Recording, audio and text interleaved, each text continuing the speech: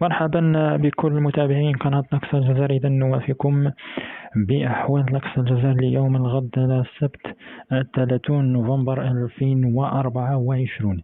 إذا دائما استقرار في المنظومة الجوية على كل المناطق الشمالية منها الغربية الوسطى والشرقية. خلال الفترة الصباحية راح تكون إن شاء الله خلال يوم الغد كما قلنا السبت 30 نوفمبر راح تكون أجواء إذا دائما صفاء، فقط انتشار بعض الغيوم على المناطق الشرقية إن شاء الله راح تكون بدون فعالية، وكذلك أقصى الجنوب شرق الجزائر إن شاء الله. خلال الفترة المسائية نفس الأجواء راح تبقى دائما الصفاء مسيطر على الجزائر إن شاء الله. الله ربي يغيثنا خلال الأيام القادمة بإذن الله حسب آخر التحديثات. من المتوقع إن شاء الله، والله أعلم، هذه تبقى هذه توقعات بعيدة الآن.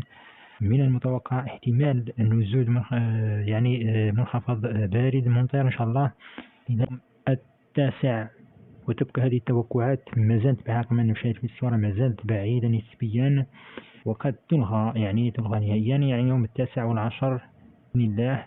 يعني ما راش نقول لكم بلي ان هذه تحديثا خلاص ثابته او هذا، لان ما زالت المده بعيده نسبيا. بعد الشيء تفصل لنا اسبوع كامل او اسبوع ونصف كامل ان شاء الله على هذه التحديثات، يعني خلال يوم 9 و10 ان شاء الله و11 كذلك. اذا ندعو لله سبحانه وتعالى ان يسقينا الغيث ان شاء الله، فاللهم اسقنا الغيث ولا تجعلنا من القانطين برحمتك يا ارحم الراحمين.